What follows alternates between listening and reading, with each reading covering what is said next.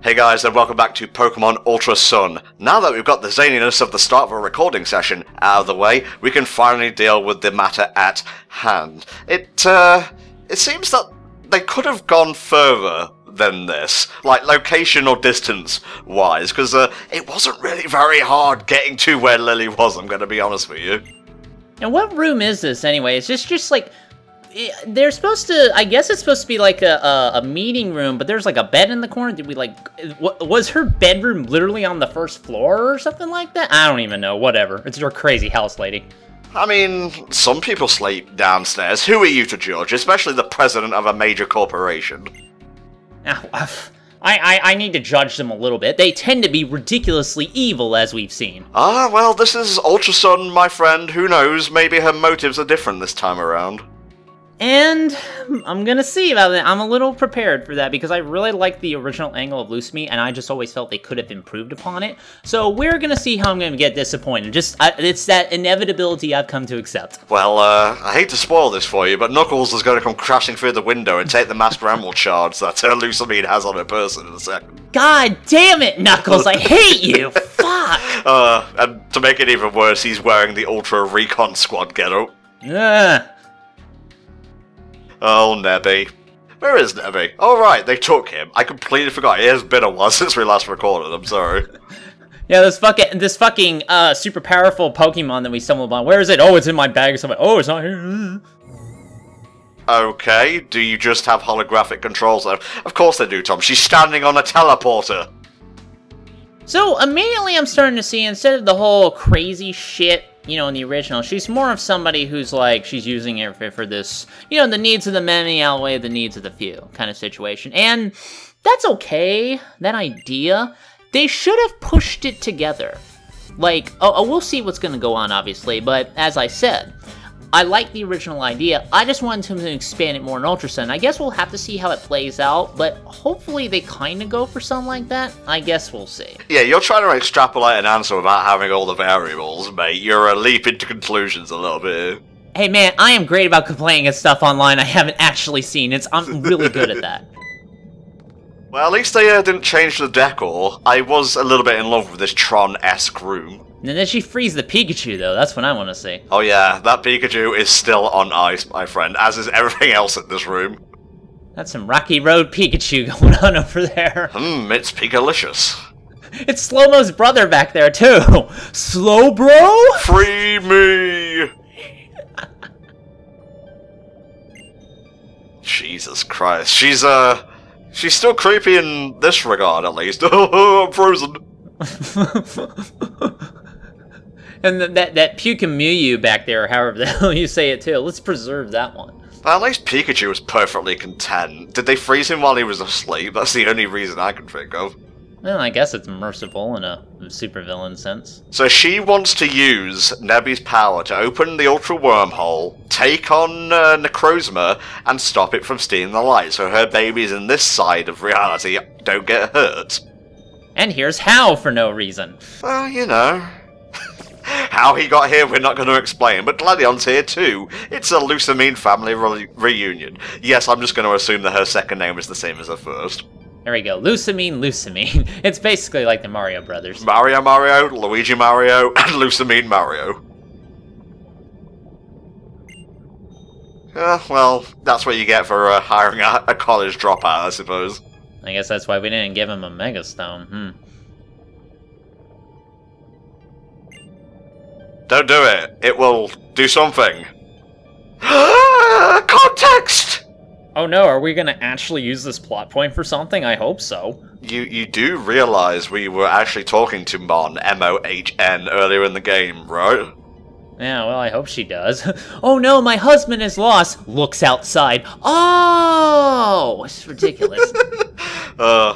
God, that's like that one fucking episode of Dexter's Laboratory where they parody Speed Racer, and like, Dee Dee was just behind them all the time, but the dad just pretended not to know. And again, Hal takes a little bit to catch up to the theme of Pokemon Sun. Ultra Sun is a little bit more distorted, admittedly, this time around, but still. Though, to be fair, how many other characters in the game have blonde hair and, like, emerald green eyes? Yeah, that's pretty specific, so I guess Hal's just an idiot. Some things don't change between alternate dimensions, I suppose. I guess we're just gonna let her torture Nebby for the greater good and all that. That's true. It's what Spock would do, right? I think that's what we're going with. I miss Leonard Nimoy. Because we all know Corey Burton's gonna voice Master Xehanort in Kingdom Hearts 3. Yep, I am prepared for this dark future. Prove me wrong, Disney. Prove me fucking wrong. I want to be proven wrong. I want crows stuffed down my throat until I pass out. Yeah, you had some sentiment, and then you took it a little too far, so I'm going to have to back up on this one, I'm afraid. Fair enough, mate, fair enough.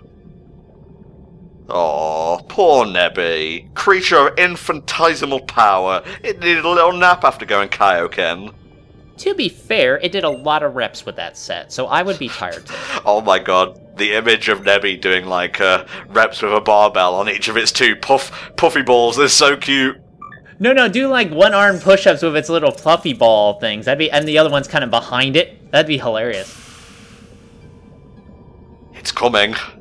She may not seem as crazy as last time, but trust me, bad shit happens to the world whenever these wormholes open. I just realized the Ultra Wormhole deliberately looks like a vagina. When Parasite comes out, it's kind of a metaphor for Lusamine being a mother. I just realized that. Well, you know in Steven Universe, where Steven goes to the desert and you see Pink Diamond's ship, the door to Rose's, like, garbage dump is in between the legs. Yeah, that's true. And he uses a key to open the door, so what the fuck, sugar? New episode's back on April 9th, by the way. I'm so hyped! Oh, good advertising, thanks. Because that's more than Cartoon Network fucking does. Hey! Bit melodic there. Alright, time to fight. Oh god, getting a bit of shake and shimmer on the graphics over here. Well, maybe that was just Windows Media Player lagging a little bit. Or the 3DS just kind of pixelating a little bit. It's fine.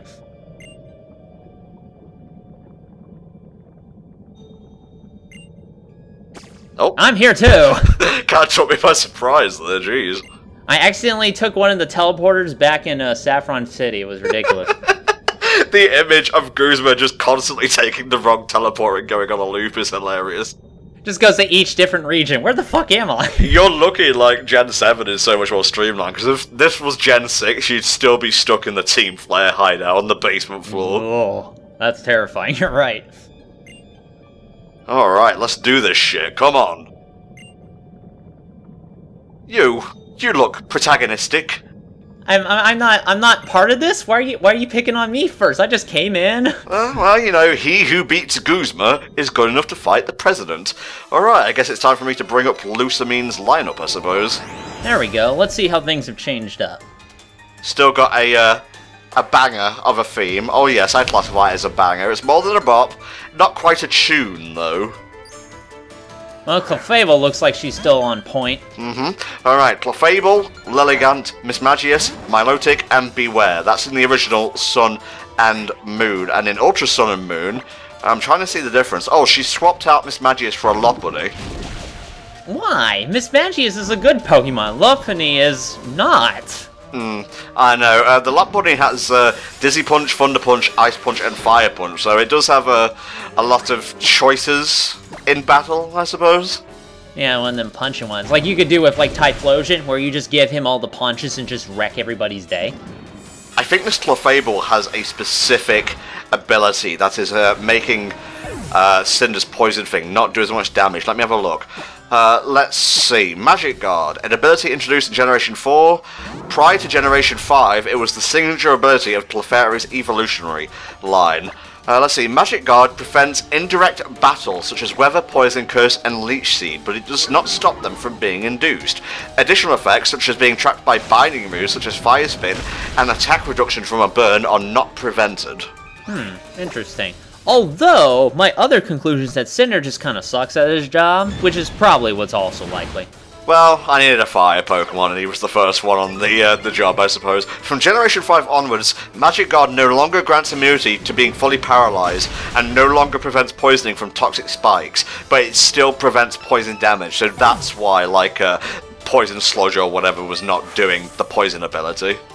So you hear that, everybody? Your Clefable can't get food poisoning, but it's perfectly okay to break its spine and paralyze it for life. Or break your body, whichever comes first. Probably should have a ground type at this point in time, but alas, I need a turn to heal. I don't know, I'm pretty sure Stallion can take it. He is, after all, Super Horse. It's a shame, mate. I wish you'd stop misgendering. Well, I mean, it's wedged in there in the corner. Come on, I'm not looking at that. I'm looking at the pretty graphics on screen. Fair enough, mate, fair enough. Alright, Cinder, do the business. Yes, Cinder, do your job for a fucking change. That's my cat we're talking about here. I mean, the dog is named after the cat, that's what I'm saying. Well, I can insult the dog, but I don't necessarily have to insult the name by extension, right? Oh, I don't think that's gonna be enough. You really should have hit it with a Big Bang attack, I think. Yeah, I really should have. Oh well. Cinder, you will get stronger. You are the Vegeta of our team. It is your job to constantly job until, like, the Goku of the team, which I guess would be Char, right here, comes in and does the finishing blow.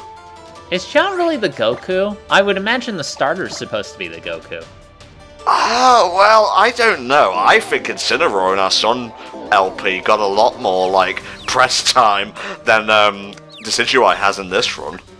Well, that's true. I mean, look, Incineroar did the business. I'm not going to deny that. But I have such a soft spot for Decidueye. Yeah. You know, so I want to see him do well in this version of events. Alright, let's try this again. Your petal dance means nothing to me.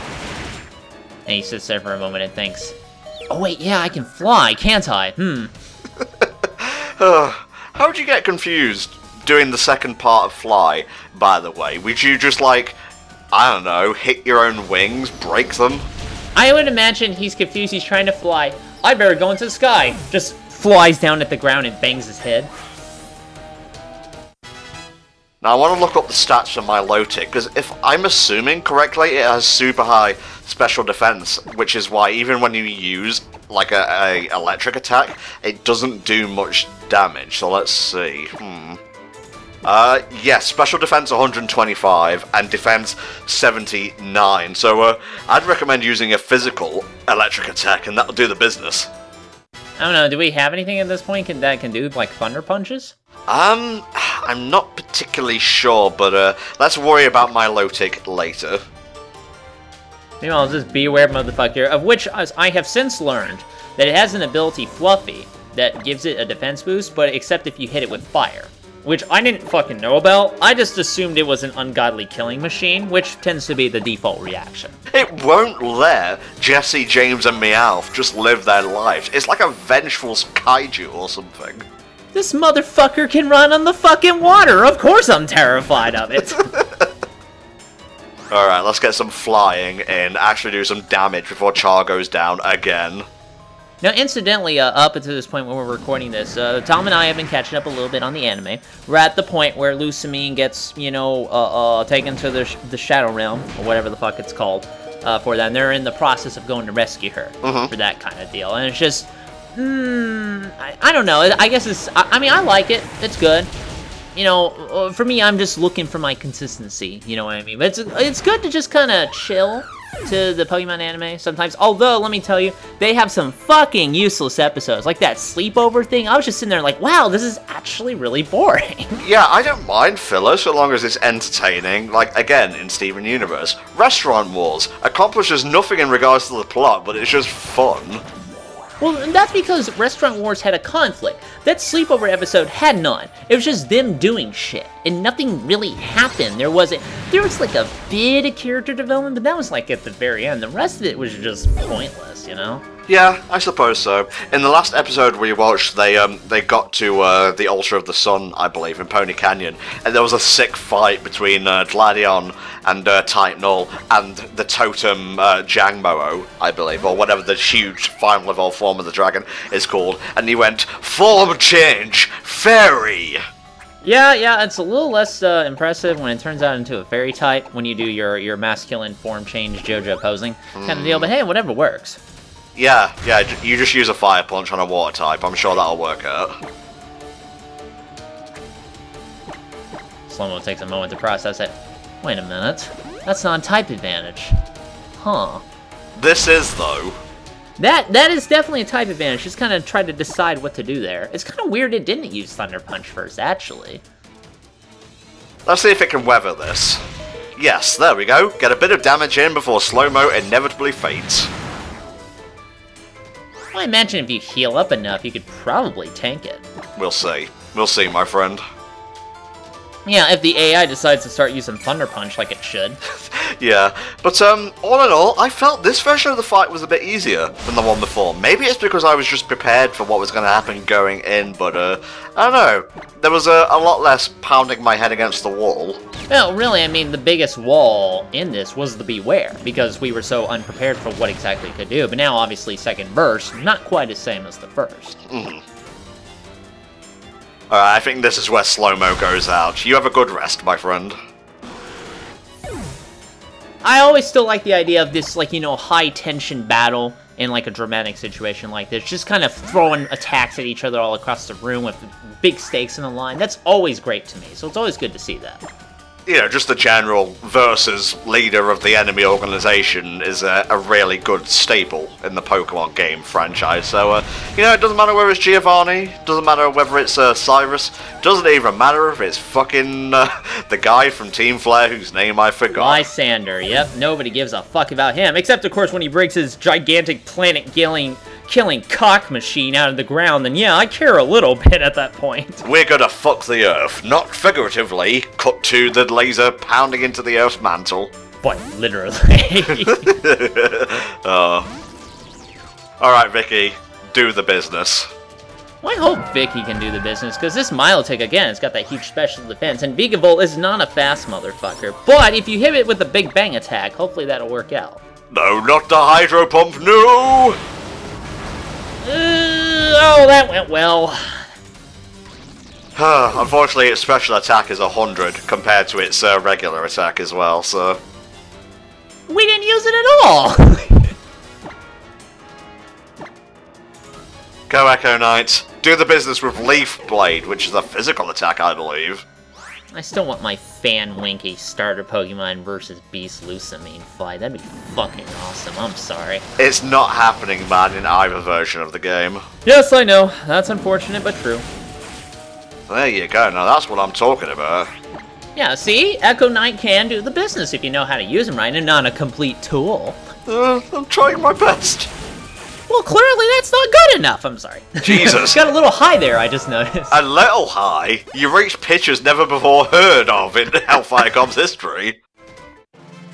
Alright guys, that will do it for this installment of Pokemon Ultra Sun. We'll see you next time when the fallout of the Aether Paradise battle commences.